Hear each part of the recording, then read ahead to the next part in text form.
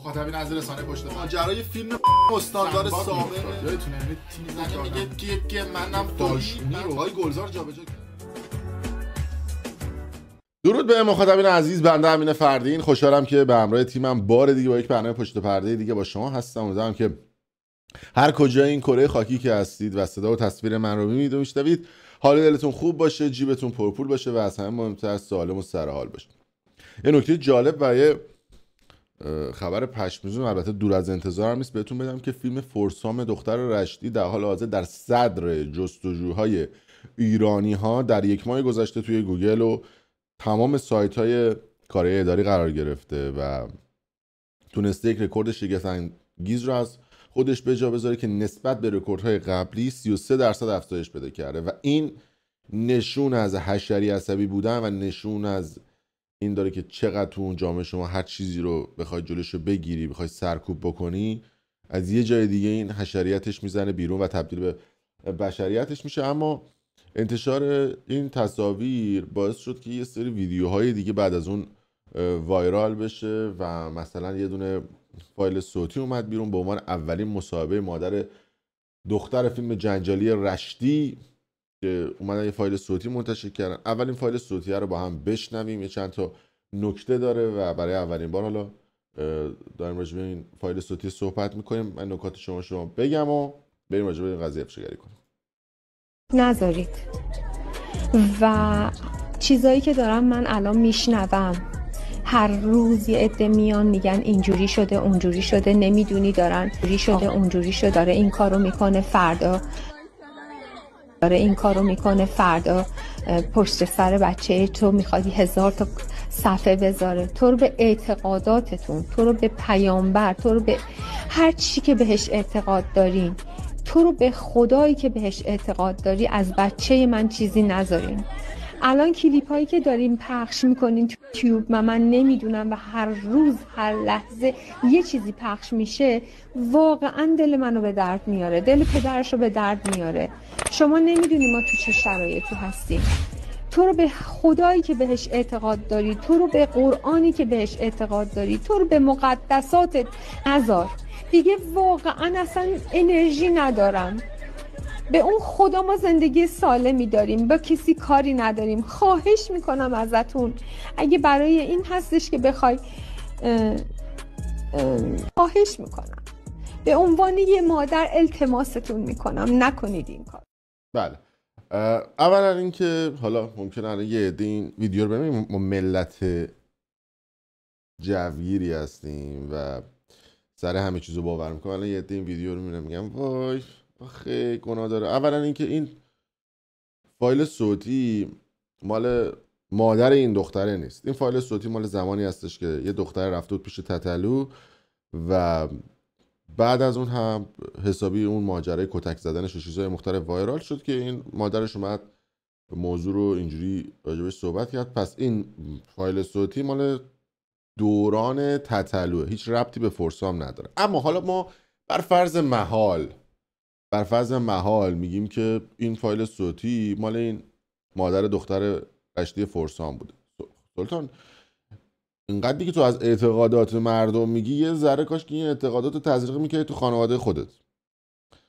و اینکه فیلمبردار، نویسنده، کارگردان، بازیگر، نقش اول، نقش دوم این فیلم خود دختر خودت بود و کلا این نوع سناریو نویسی در همه فیلم نامه نویسی های دنیا و جشنواره ها قفله. یعنی ایشون با اختلاف فاحش توی لیگ دیگه‌ان و کلا با 3-4 تا پسر دیگه هستن. البته گفتم دیگه این فایل صوتیش ربطی به این دختر رشدی نداره. من چیزی که شنیدم اینه که دختره حالا ارتباط آنچنانی هم با خانواده‌اش نداره و فرار کرده، نمیدونم شیرازی بوده، از شیراز اومده شمالی کشور، اونجا هم با یه دونه پسره بوده و بعد از اون هم این فیلمی رو که گرفته حسابی از اینها اخاذی کرده در طول 1-2 سال گذشته و از هر کدومشون 1-2 میلیون پول گرفته، 1-2 میلیارد پول گرفته، 1-2 میلیارد پول گرفته. البته تو ویدیو قبلی هم من توضیح دادم که دستگاه اطلاعات امنیتی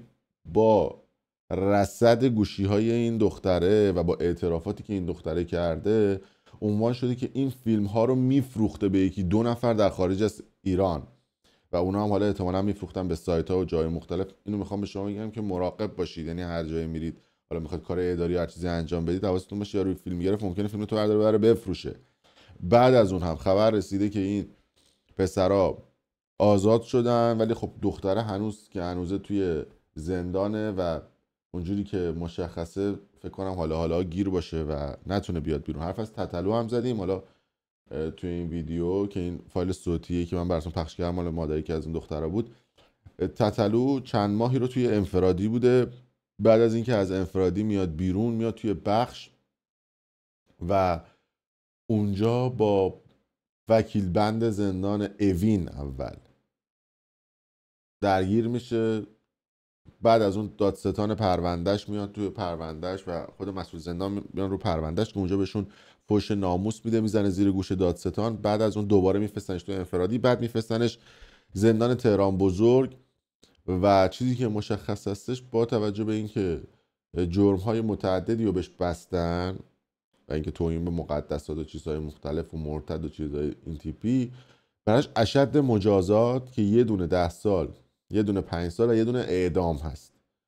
که البته الان گویا یه دونه نامه ای رو به خامنه ای نوشتن و بیت نوشتن که بتونن عفو رهبری بگیرن برای امیر تتلو و منتظر رأی دیوانن که دیوان بررسی بکنه که آیا تتلو حکم زندان خواهد گرفت یا اشد مجازات اعدام خواهد گرفت. با شرایط جوی جامعه ایران، یعنی برای میلاد حاتمی هم الان اعدام بریدن و رفته دیوان، با شرایط جوی که تو ایران هستش من بعید میدونم که این حکم‌ها هم نهایی بشه و هم اجرا بشه، با توجه به اینکه اینا طرفدارای بیشماری دارن و عملا یک نفرت رو توی جامعه ایجاد میکنه و خصوصا توی نسل زد و اونایی که کم سن و سال هستن احتمالاً این قضیه بتونه یه موج نفرتی رو تو اونا تزریق بکنه و این آخوندا اون سیستم هم یعنی ای بابا ما هر چی رشته کردیم پنبه شد، این همه مسجد ساختیم، این همه آخوند صادر کردیم، این همه آخوند وارد کردیم، این همه هزینه‌های بودجه مذهبی دادیم، این همه برنامه تلویزیونی درست کردیم که نسل جوون رو بریم سمت اسلام و امام و انقلاب با یه اعدام این تیپی.